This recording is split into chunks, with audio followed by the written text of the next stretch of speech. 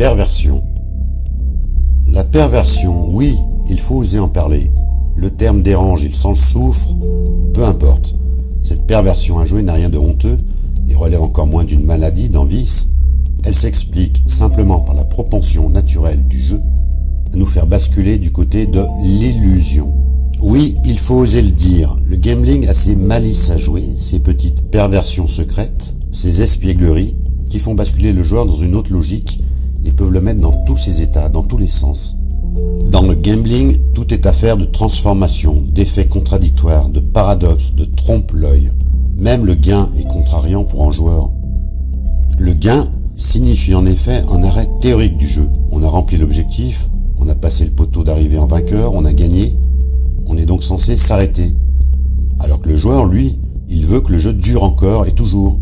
Poursuivons l'aventure puisque la route est belle. Le gros gain est plus déstructurant encore. Il peut même marquer le début programmé d'ennui à jouer. Car le joueur va vouloir revivre ce shoot d'adrénaline et se convaincre qu'il peut à nouveau y arriver, quitte à tout reperdre. À l'opposé exact, si l'on parle des pertes, cela ne déstabilise pas plus que ça le joueur. La perte, c'est plutôt une absence de gain provisoire.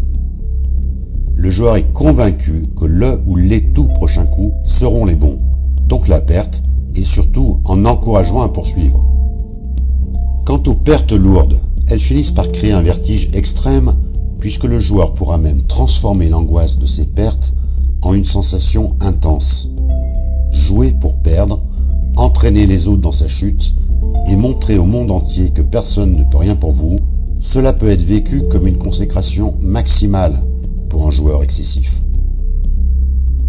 Donc oui, les effets produits par le jeu, tant dans le gain que dans la perte, transforment bien le joueur, lui donnent le tournis et peuvent bien le mettre dans tous ses états et parfois sans dessus-dessous.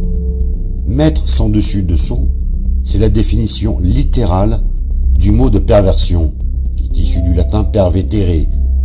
Voilà le sens à donner à cette perversion, à ces perversités du jeu, ces malices, ces espiègleries.